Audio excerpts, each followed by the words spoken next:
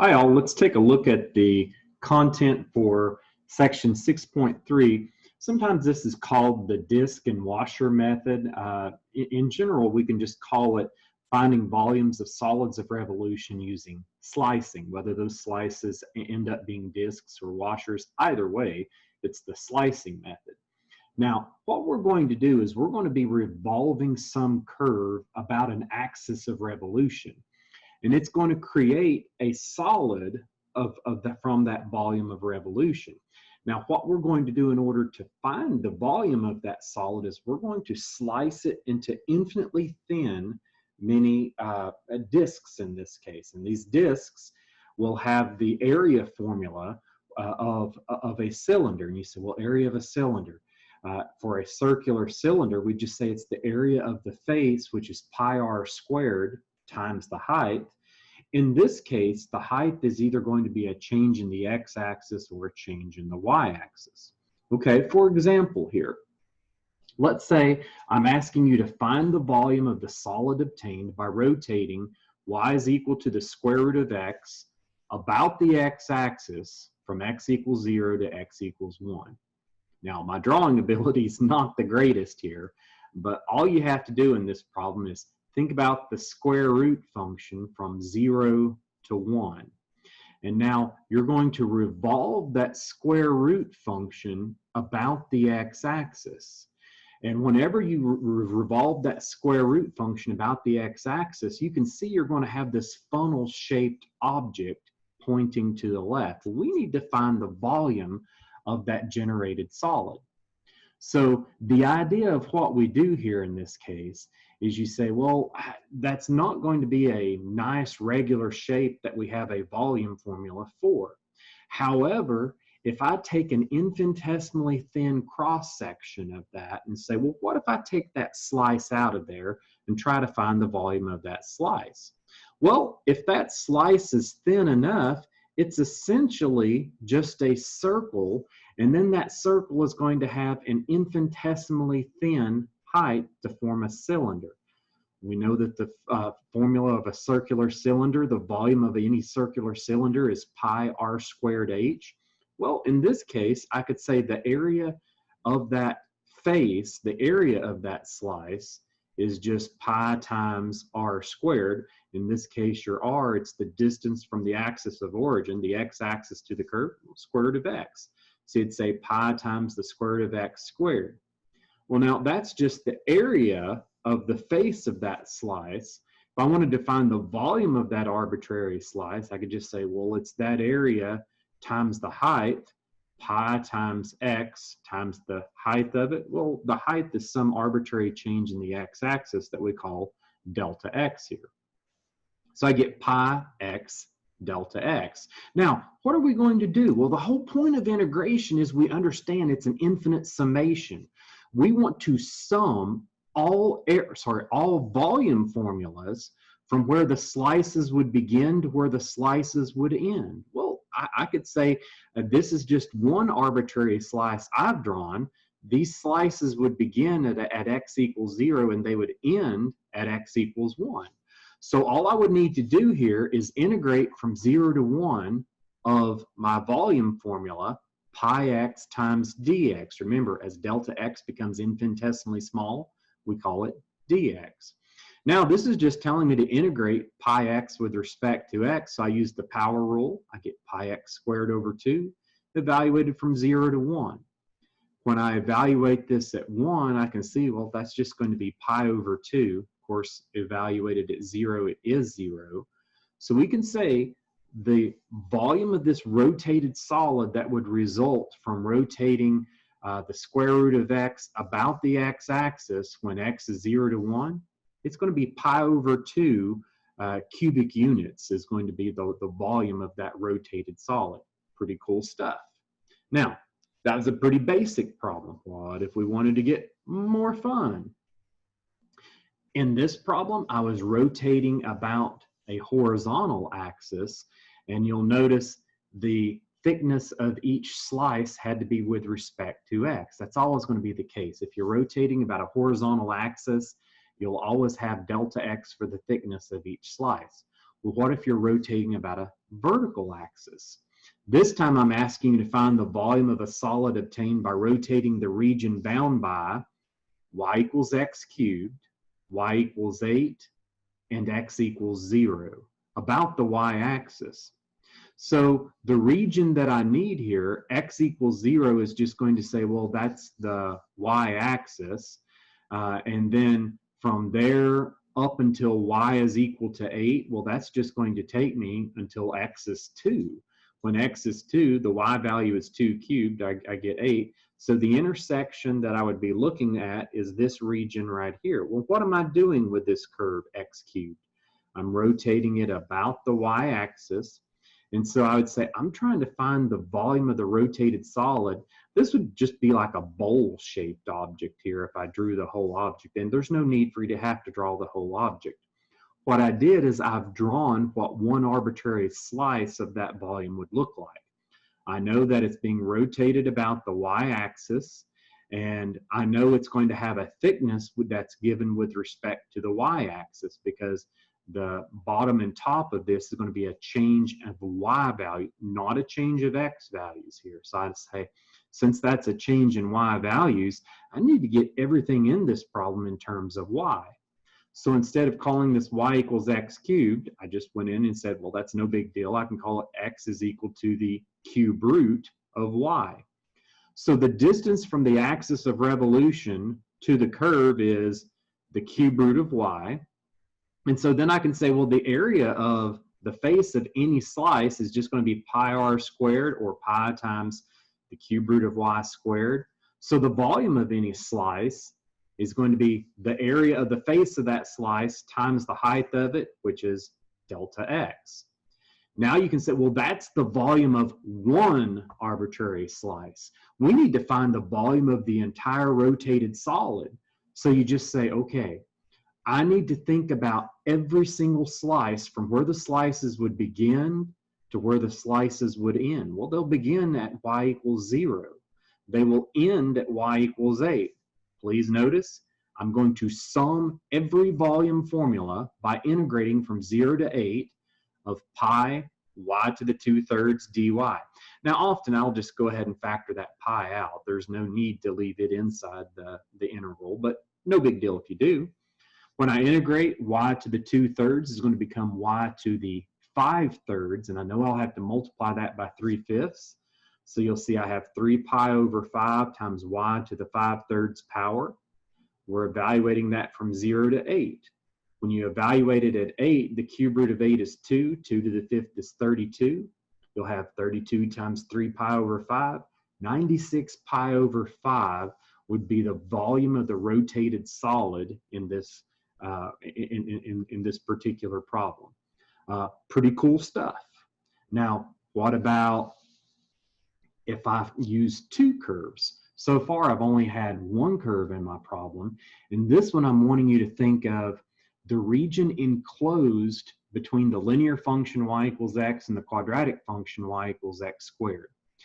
I'm telling you that it's rotated about the x-axis, and I'm wanting you to find the volume of the resulting solid. Well, okay, it's easy to find the intersections between x and x squared. We know that they're both 0 when x is 0. They're both 1 at x equals 1.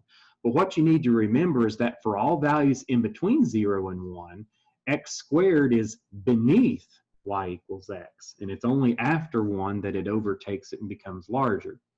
But the region enclosed between the two, y equals x is the top function, y equals the square root of x is the bottom function. Now, I'm taking this region and I'm asking you to rotate it about the x-axis, and then find the volume of the resulting solid. So this region is going to get rotated about. I know that I'm going to have an inside portion that I'm hollowing out that's generated by that function y equals x squared being rotated around, and that's going to be subtracted from the circular region of y equals x being rotated around.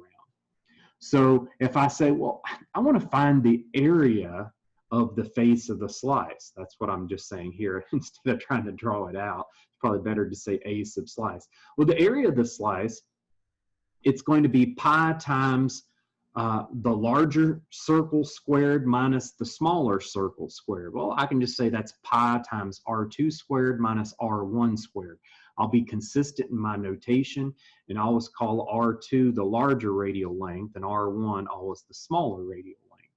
So this is just the large circle minus the small circle. I've just factored the pi out in front. Okay, so in this case, the large circle, pi r squared, would be pi times x squared, and the small circle is x squared squared. That's where the x to the fourth came from. So I get pi times the larger radius minus the smaller radius in this region. Well, if that's the area of the slice, I know that the volume of the slice, each slice is going to have a thickness with respect to the x-axis. That's what I've tried to show here. It just looks like I've scribbled on the side of a circle, but that's going to be some arbitrary change in x. So I could say, well, it's that area times the change in x, so it's fortunate that I have my function in terms of x. Now I can just integrate this and say this is going to be the integral of pi on the integral of 0 to 1 of x squared minus x to the fourth with respect to x. When we use our power rule there, we see that the x to the fourth is going to become x cubed over 3. The x squared becomes x cubed over 3, and the x to the fourth becomes x to the fifth over 5. When I evaluate that at 1, I'll just get 1/3 minus 1/5. Well, 1/3 minus 1/5, that's the same thing as 5 over 15 minus 3 over 15 for 2 over 15. I'll get 2 pi over 15 for that final answer there. Now, of course, remember, I didn't even bother with the lower limit because you plug a 0 into that, you get a 0. I know that the rotated region is going to result in a volume of the solid of revolution of 2 pi over 15 cubic units. All right, moving on to another page here. I wanted to look at, again, this same region that's between x squared and x. This time I'm asking you once again to rotate it about a horizontal axis of revolution. So I know my problem is still going to be in terms of x.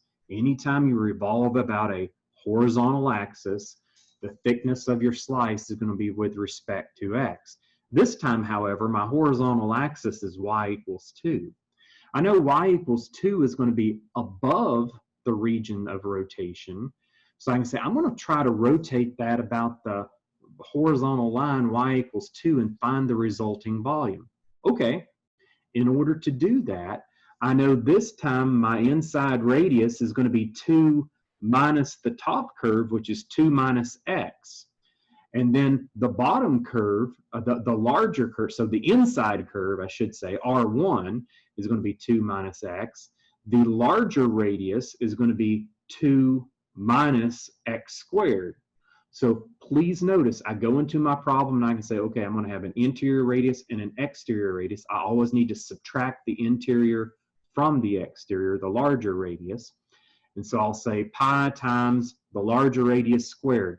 That's 2 minus the function x squared, pi r squared, minus the smaller radius squared, which is going to be 2 minus x quantity squared.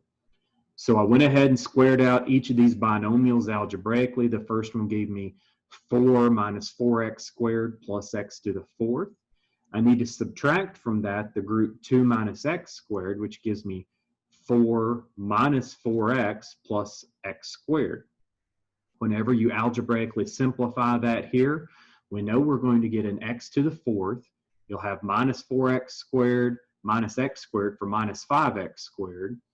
And then you'll have 4 minus 4 cancels out, but you still do have a plus 4x in there. Okay, now this was going to be the volume of a slice, and I just tried to draw the slice as a washer there. I probably should just say v sub slice. The volume of this washer of revolution, in this case, is going to be x to the fourth minus 5x squared plus 4x. That's the area of the face times the thickness. Well, the thickness is some change in x. Now, our volume of the entire rotated solid is going to be where these washers would begin to where these washers would end. That's from x equals 0 to x equals 1. That's why I integrate from 0 to 1. Notice I've just factored the pi out. Here's my area formula times the thickness. Delta x becomes dx. We know that we can just do the power rule for each of the terms, so the integration is pretty easy. Once you integrate that, the only terms you're going to get is when you plug in the 1. So we'll have our 1/5 minus 5/3 plus 2. Whenever you simplify that, this volume of the rotated solid is going to be 8 pi over 15. Now, it should not surprise you that this answer gives us a larger volume than our previous answer. In fact, it's 4 times the size of our previous answer. Well, why? Because the previous answer was much closer to the axis of revolution than we are here. This time, the minimum radial length from the axis of revolution to the curve, it's at least always 1. In our previous problem, there were some times where the region was touching the axis of revolution, thus it's not going to generate a lot of volume as it rotates around, or at least not nearly as much. Okay, now I want to continue this theme of the region between x squared and x, but I'm trying to show you all the different cases that can arise. First, we've rotated this region between x and x squared about the x-axis, and then I did about another horizontal axis that was not the x-axis, y equals 2. I still integrated with respect to x. Now let's start revolving about vertical axes of revolution. Anytime you revolve about a vertical axis of revolution, the thickness of your slice is going to have to be some change in y, not x. So your relations or functions in this case have to be x in terms of y. They have to be. So I'll say, okay, let's take this same region, but now I'm going to rotate that region about the y-axis. So you'd have this area between these two curves rotated around the y-axis, and think about what the region is going to be. Now, when I say think, you don't have to draw it. And in fact, I usually don't, because my drawing ability is not good at all. But whether I draw it or not, I need to understand that each slice is going to look something like this.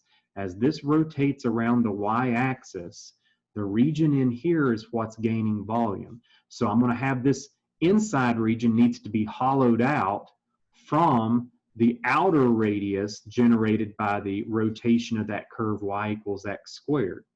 So I'll say, okay, I'm going to have an interior radius that I need to hollow out from the larger exterior radius that I always call R2. Now, in this problem, the interior radius is determined by the function y equals x or x equals y. You'll see I pointed to x equals y there.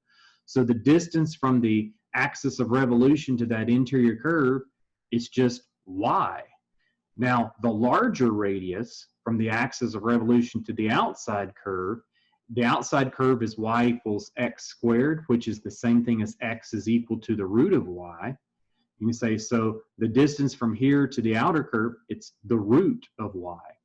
So you see I went in here and said, I'm going to have pi times the larger radius, that's the square root of y squared, minus the smaller radius squared, that's our y squared, times the thickness of each slice, that's going to be some arbitrary change in the y-axis, so I have my delta y there.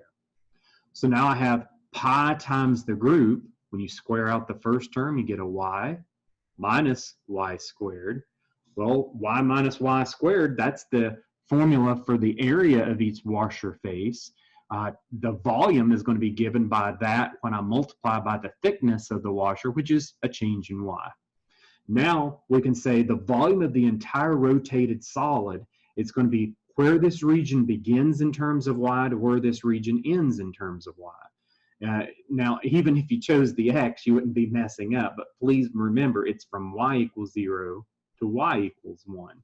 In this case, the x and y are the same. We have pi times the integral from y equals 0 to y equals 1 of y minus y squared dy. Again, it's just the power rule, so you get y squared over 2 minus y cubed over 3. If you evaluate this at 1, you'll get 1/2 minus 1/3, which is going to give me 1/6 pi. We can say that we are 100% certain the volume of this solid of rotation about the y-axis is going to result in a figure that has pi over 6 cubic units of volume. For another problem here, again, I'm trying to make sure I cover all of my bases here. Rotated the region about the x-axis and then another horizontal axis, not the x-axis. Then we rotated about the y-axis. Now I want to rotate about another vertical axis of revolution that's not the y-axis. Please remember, anytime you're revolving about a vertical axis, your slices are going to look like this. And the thickness of that slice is going to be some arbitrary change in y, not x. So I can say, okay, since again, it's not in terms of x, I need to be thinking about these functions in terms of x is equal to the square root of y and x equals y. I know that x equals y in this case, if I'm asking you to revolve it around x equals 1, the vertical line, then now the larger radial length, the distance from the axis of revolution to the exterior curve, that distance is y. Sorry, to the curve y, which is going to be 1 minus y. Well, what's the interior radius? It'd be 1 minus the square root of y. So please notice when I go over here and I can say, I need to find the distance from the axis of revolution to the outer curve. Well, this is the location x equals 1. This is the location x equals y. That distance is going to be 1 minus y. That's where this right here comes from. Pi times the group, the larger radius squared, 1 minus y, quantity squared, minus the smaller radius squared. Smaller radius is the distance from the axis of revolution to the inside curve. The inside curve is given by y equals x squared, which is x is equal to the square root of y. So I have x equals 1, x equals the root of y. That distance is 1 minus the root of y. That's where I got my smaller radius formula there. So the volume of the slice is just pi times the larger radius squared minus the smaller radius squared. Each of these I had to simplify out algebraically. That first one just results in 1 minus 2y plus y squared. I'm subtracting from that the group. This would give me 1. Then I would have minus 2 on the root of y. And then the negative root of y times the negative root of y is going to give me plus y for that last term. But I need to remember I'm subtracting that whole group because the whole group was being squared. Now I'm multiplying this by delta y still. That inside simplifies. I get y squared minus 2y minus y is minus 3y. And then I'll have plus 2 on the root of y, and the ones cancel. So I have all of this integrated, it's still times delta y. Now, to change that to something being integrated, you have to say, well, we need to sum up all of these slices that would look like this from where they begin at y equals 1 to where they end, to where they begin at y equals 0 to where they end at y equals 1.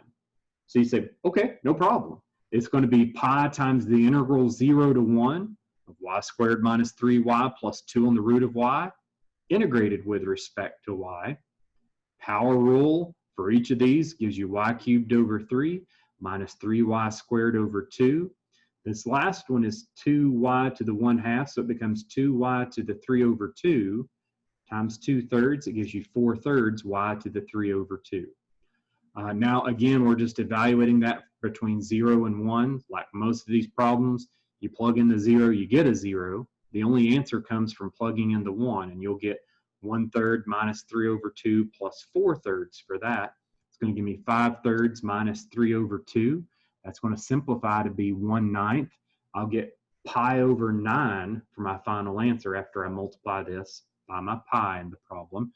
And so I can see that this region is not going to generate much volume when it's rotated about an axis of revolution so close to the region.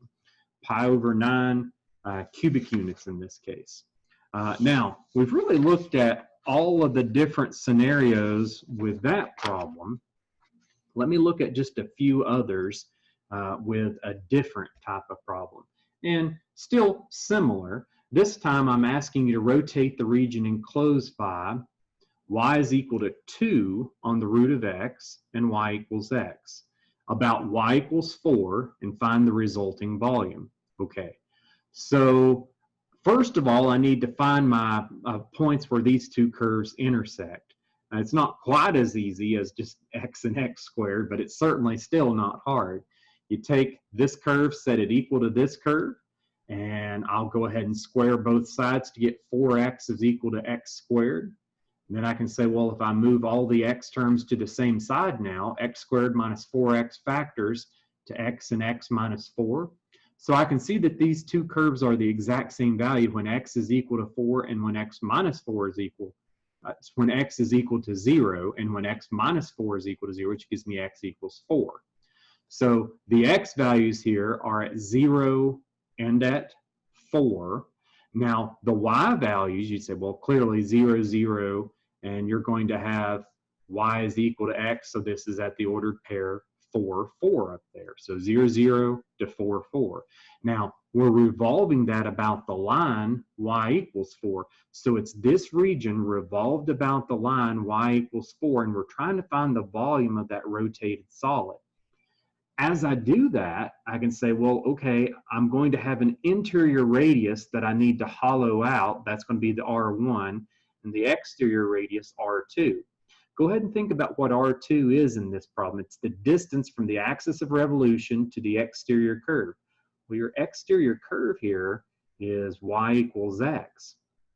Now, since we're revolving this about a horizontal line, we need it in terms of x because the thickness of each of my slices, as this is going around and I'm taking a slice, the thickness of each of those slices is going to be some arbitrary change in x. The exterior radius, the distance from 4 to the outside curve, that's going to be 4 minus x. You'll notice pi times R2 squared becomes pi times the group, 4 minus x quantity squared. Now, what's your smaller radius? It's the distance from the axis of revolution, 4, minus the inside curve, which is the top curve. Well, right here's my top curve. So I get 4 minus 2 on the root of x for my smaller radius, larger radius squared minus smaller radius squared. Now, times the change in x, since each slice is going to have some thickness in terms of x. I just simplify the inside. I FOIL out both of those groups, distribute the negative throughout the second group, simplify algebraically, and I get this. Now I can say, well, in order to find the volume of the entire rotated region, I have the volume of a slice formula is this. Well, then the volume of the entire rotated region is going to be where the slices would begin in terms of x to where the slices would end in terms of x. They begin at x equals 0. They end at x equals 4. We found that out from our factors here in the very first step. So all I need to do is integrate from 0 to 4 of this volume formula. When I do that, I use the power rule. X squared becomes x cubed over 3, minus 12x becomes minus 6x squared. This is going to be 16x to the 3 over 2 times 2/3. So you'll see I get 32 over 3, x to the 3 over 2. Now I'm evaluating that from 0 to 4. As almost always, when you plug the 0 in, it doesn't amount to anything, but you can plug the 4 in, and you'll get 64 over 3 minus 6 times 16 minus 96 plus 256 over 3. When you simplify that, you'll get your 32 pi over 3 for your volume of the rotated solid in this case. Now, one other one I want to look at here. What if I rotate about a vertical axis of revolution? Again, I wanted to choose one that's not the y-axis, so it's a little bit more difficult. So I'm asking you to rotate the region enclosed by y equals x squared and y equals the square root of x, x to the 1/2, just the square root of x, about x is equal to -2. So whether it's the x squared or the square root, we know that whenever you plug in an x value of 0, the y value is 0. When you plug in an x value of 1, the y value is 1. So those are really easy to find their intersection points. But it's important to remember, in this region, the square root function is on top, the x squared function is on bottom. So I can say, well, since that square root function is on top, or the x to the 1/2 is on top, y is equal to x to the 1/2 is the same thing as x is equal to y squared. You'll see I have x is equal to y squared pointing to the top function, and the bottom function is y is equal to x squared, which is the same thing as x is equal to the square root of y.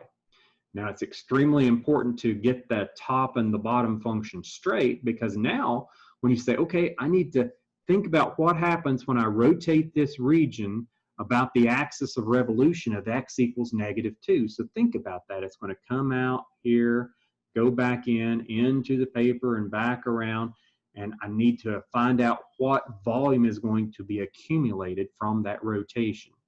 Well, I know that rotation is going to end up looking like this if I think about just a slice of that rotation. It's going to be going around, and this center point is on the line x equals -2 here. So I can say, well, then the distance from that axis of rotation to the interior curve is going to be from here to here. Well, what is that distance? Right minus left. This curve minus this curve. This is x is equal to y squared. This is x is equal to -2. Well, you'd say, oh, then that's going to be y squared minus a -2, which is the same thing as y squared plus 2. You'll see I went ahead and called it 2 plus y squared over here for the inside radius, the R1. Again, you could think of that as just saying, well, this distance you know is 2. The distance from the y-axis to here you know is y squared. So that's 2 plus y squared, or you can always think about it as right minus left. The right here is y squared, the left is -2, but if you subtract a -2, then you add 2. Same thing for the larger radius R2. You can say, well, it's the right-hand function minus the left-hand function. The right-hand function is the square root of y. So you'd say the square root of y minus a -2, well, then that's the square root of y plus 2. That's where this comes from. So now I can say the area of the washer face is just going to be pi times the larger radius squared minus the smaller radius squared, all inside of a group. Well, the volume of that slice is going to be pi times the larger radius squared minus the smaller radius squared, all of that times the thickness, which is going to be some arbitrary change in y. That's precisely what I've done here. Pi times the larger radius squared minus the smaller radius squared, delta y. At that point, you have to simplify algebraically. The first one squared out gives you this. The second one squared out gives you this. You combine any like terms, cancel out your 4's here, of course. I went ahead and put mine in descending order and called it -y squared plus 4y, and then I would have plus y plus 4 on the root of y. Now all of that is still being multiplied by delta y. So this is the volume of one arbitrary slice. The volume of all slices is going to be integrated from where the slices begin in terms of y to where they end in terms of y. Well, that's the integral from 0 to 1 of this formula. And in doing that now, I just say, well, okay, I know all I have to do is integrate with the power rule for each of the terms. I get minus y to the 5th over 5 plus 4y cubed over 3 plus y squared over 2. And I would get plus 4y to the 3 over 2 times 2/3. That gives me 8/3 y to the 3 over 2. Again, I'm just evaluating from 0 to 1. When you plug in a 1, you'll just get your -1/5 plus 4/3 plus 1/2 plus 8/3. And I went ahead and showed the work here and how you would simplify that by getting a common denominator. But regardless, whether you show it out by hand like that or just use your calculator, this is going to simplify to 129 pi over 30 or 43 pi over 10. Or you could say 4.3 pi if you like, since that's still an exact answer. All right, hopefully this makes sense within this section. I think we've done a good array of problems to let you see the different types of things that you will encounter. Please do try these problems on Achieve and let me know if you have any trouble.